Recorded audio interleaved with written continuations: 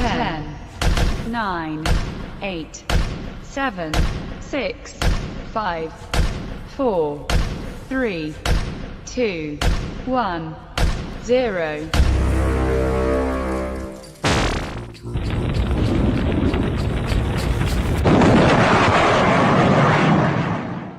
All right, everybody. Hello, and thank you for being here.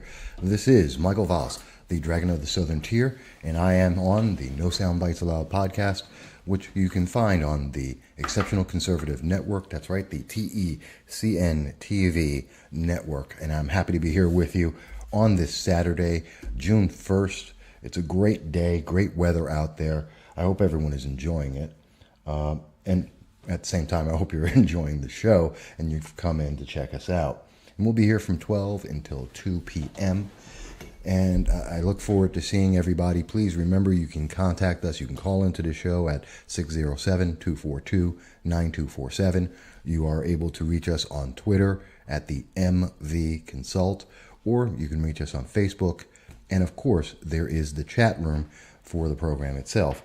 And we will be watching all of those for your comments, because you are the biggest part, especially on Saturdays, to be able to speak with us and let us know what's going on. So there's a lot of things I want to cover today, a lot of issues that I want to address, and I want to, it's so much news. And literally right up until about 5 minutes ago, I was researching and double checking some of the things that we're going to be speaking about in this program.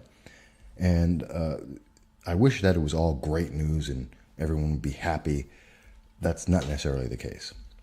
There's a lot of sad news that came out, especially late yesterday. There was a lot of news announcements about Virginia Beach, and what's happened down there, another mass shooting in the nation. And it's kind of sad because we hear about these things and they're horrible events. There's not nearly as many as we think there are, but they are existent and they do happen and they are important. But it's just troubling. It's very troubling to hear about each and every one of them. And I want to talk about that, about gun laws, about these mass shootings, because my position is, and maybe you agree, maybe you don't, and I'd love to hear what you think, but I think the problem is we need to get to the root of the issue, which is what causes someone to believe that the only answer they have is to go out and kill innocent people. And we see this from a lot of different aspects, whether it's a school shooting, whether it's some other event. What's doing that? Now, sometimes we know the answer to that. In some cases, like in San Bernardino and in Orlando, Florida, we know it was because of religion, that there were religious fanatics that went out and they believed that the answer to kill innocent individuals was because of their religious belief. And any fanatic is always wrong. Any fanatic is always wrong when they make the decision to go out and just kill innocent people, because that's just, there is nothing right about that. And I think we can all say that we disagree with that. But then it gets a little bit murkier when you step away from the religious fanatics and you go into people who have political beliefs and they're doing it because of that, like the Scalise shooting at the baseball field in D.C. If you're talking about the kids in Islamberg, New York, who went out and they were planning to bomb 4 kids, all under 20, that were looking to go out and bomb Islamberg, New York, because of that politics and also because of religion. That's terrifying, and that's another category. In fact, it was 538.com did a wonderful article about this maybe a year ago, saying that there's about 38 different reasons and categories that we see of why people do mass shootings, which tells us that there's no one universal thing other than, from what I can determine, and that is, why is someone making that decision? That whatever reasons that are motivating them, they feel like they're being bullied, they don't like a religion, they don't like people who don't have a religion, they have a political point of view. Whatever their reasons are, they got fired from a job. whatever their reason is, why is it that their answer comes down to, and therefore I must kill innocent people? That's what we need to solve.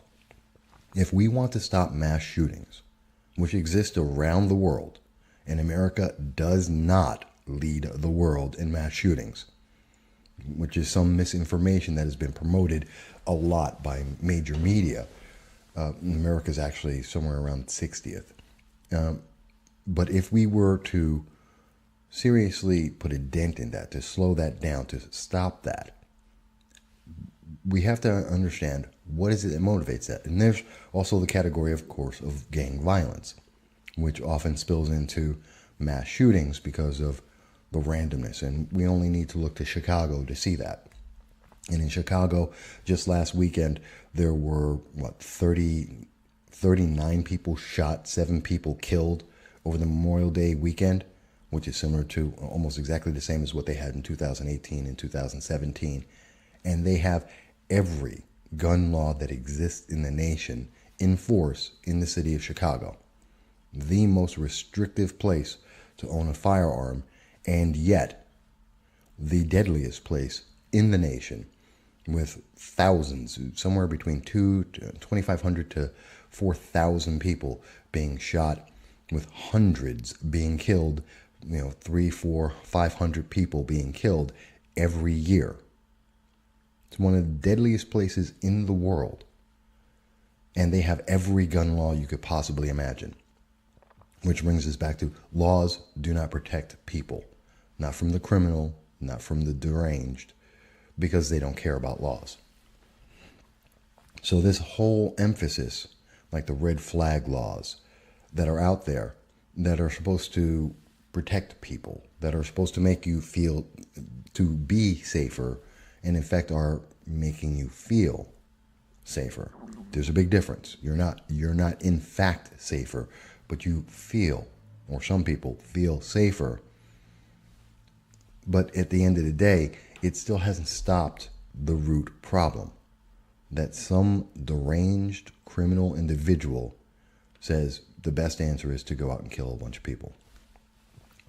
That is troubling to me. And as long as we have lawmakers and politicians who are not addressing that concern, we're going to have really crazy events. Events like what we have seen that have taken place on Friday, May 31st, in Virginia Beach. And we're talking about specifically the Virginia Beach shooting that killed 12 people. The gunman also was killed.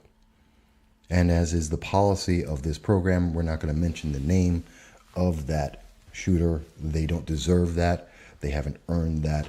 Their infamy does not give them fame with us. And we're not going to mention their name. But we do know about the shooter in Virginia Beach is that this individual was 40 years of age, a black male, a person who was known in the community, had been a public speaker, worked for the government. Had no arrests in their history, had no notices in social media, no outbursts, no declarations. This isn't political. This isn't religious from what we can understand at this moment, although it's just about 24 hours later. But from what we can tell at this moment, there's no indication. And so many of the laws that we've heard throughout the nation, red flag laws like they have in New York and California, in Chicago, many of the bills that are restrictive on who can own a gun, how you can own a gun, how many bullets you can have, none of that really applies here, because none of the trigger warnings that we're told will protect the average citizen. You will be safe if you give up your right to own a certain type of rifle. Many people misname those rifles and call them a military firearm or an automatic rifle, which is completely wrong, completely misunderstanding the function of the firearms, completely using Hollywood movie definitions for what is a firearm and what they're capable of doing. let's throw that out. This individual down at Virginia Beach, none of this applies to him. He didn't use, like many cases of shootings and firearm violence in the nation, didn't use a rifle. In fact, that's about less than 12% of all shootings in the nation are done with a rifle. And we even see more people using, very often, shotguns than rifles when gun violence is being discussed. The majority are with handguns, which is what this individual used. And we know that, and it's going to become a big thing. We're going to hear about the fact that not that just he was using a handgun, that handgun had a sound dampening attachment, otherwise known as a silencer, which doesn't make it, it's not a movie thing. It's not, oh, you suddenly can't hear it. This isn't Hollywood. Silencers don't make firearms unable to be heard. They don't muffle it slightly, but it's still a firearm and you'll still hear it firing. But he had that attached, and he also had extended magazines. These are facts. These are things that we know for sure. He had multiple magazines, and those magazines were larger than 7 to 10 rounds. And so you're going to hear a lot of people say, well, if we just got rid of the extended magazines, you'll be safe. You're going to hear people say, well, if we just got rid of the silencers, you'll be safe. And actually, a silencer is a suppressor, to be exact. It suppresses the sound. It doesn't eliminate it. And the answer to that is, and the truth is, no, it would not have made anyone safer. The Virginia Beach incident was because this guy went postal. We've heard that before. Someone went postal. We've heard and seen throughout the years individuals that lose their jobs, lose their minds, and go to their workplace and shoot and kill people. And that's a problem. And we know this. We know this is a problem, and we've seen it more. It's happened a lot throughout the years. It's not common. But if we're looking at this honestly and we're trying to find a way to resolve this, the real answer is you're not going to get the answer from a red flag legislation, because he didn't have any indication. There was nothing that said this individual is about to do something very violent. There was nothing on social media. None of his friends or family or co-workers had any indication that he was about to do this. That's a fact. And we know for a fact that he legally got his firearms because he had no arrest record. There was no mental health issue. This is an upstanding citizen in his community that went postal because he got fired. And the problem is he got fired, and his answer to being fired from a somewhat public position was, oh, I'm going to use my firearm to go out and kill innocent people. There is the root of the problem. It's not the firearm that he had. It's not the number of bullets that he had available or that he could buy. It's not the suppressor that he had on there. Those are accessories. Those are secondary. If he used a shotgun, if he used a rifle, if he used multiple revolvers, does it make a difference? Because the question isn't that. If he used a bomb, if he used a knife, we still come back to the same root question. Regardless, if he used a car, box cutters, it doesn't matter the weapon. The question comes back to, why did this individual decide that upon losing his job, the only answer that he had available was to say, let me go out and kill innocent people? There is the problem.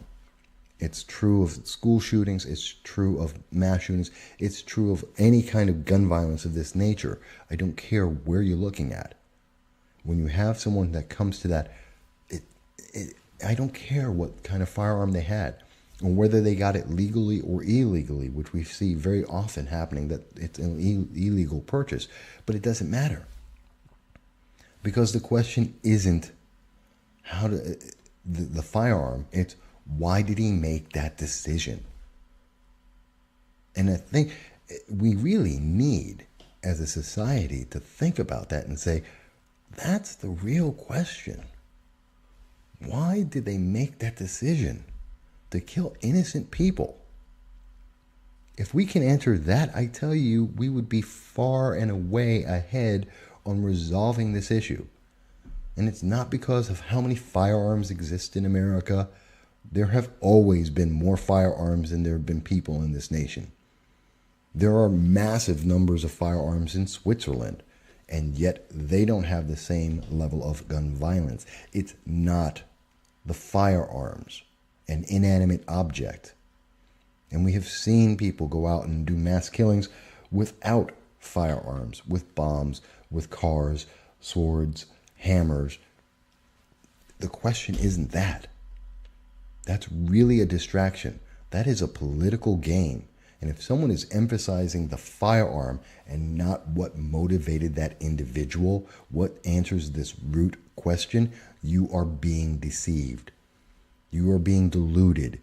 You are being led down a path for a political gain, using your emotions to move you into a certain direction, and it's unfair. Because that has nothing to do with what is really going on.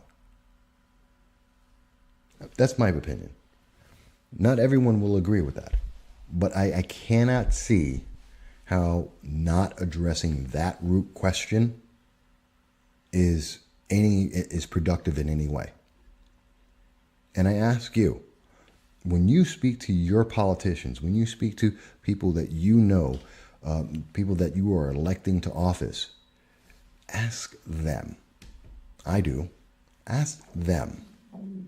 Do you have a law or legislation or anything that will answer the question, why does a person come to the decision that killing innocent people is their only choice?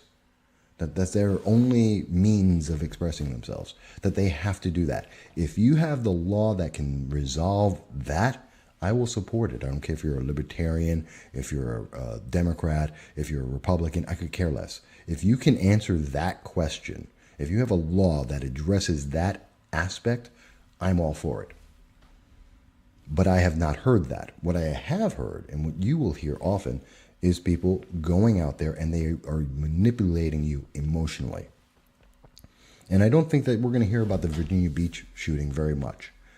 We're probably going to hear a little bit about, again, gun control. And we're going to hear about people saying, well, there's too many bullets and magazines are too big.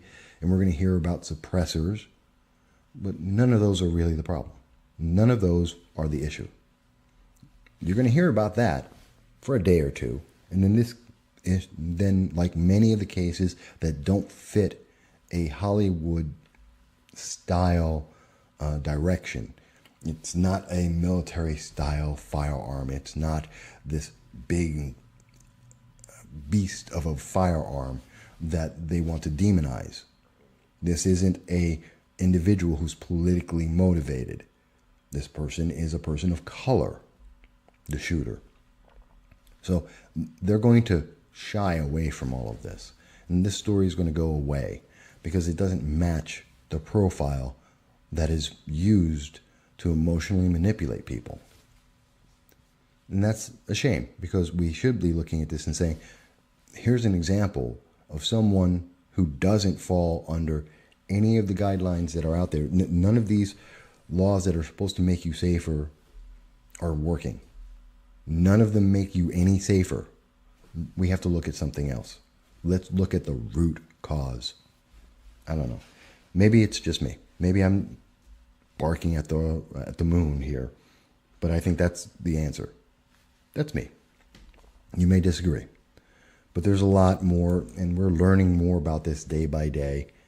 But that's what we know so far, and at this point, there's no reason to think that we're going to learn anything different. We're not going to get the answer of why he made that decision to kill innocents just because he lost his job. We don't have that answer. Now, if you want to look into this, one of the sources I used, and there was many, but one of them is the article from USA Today, What We Know About the Suspect in Virginia Beach Shooting That Killed 12.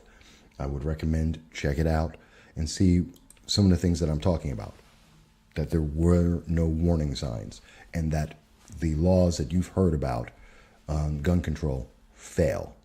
Every single one of them fail and do not address this situation.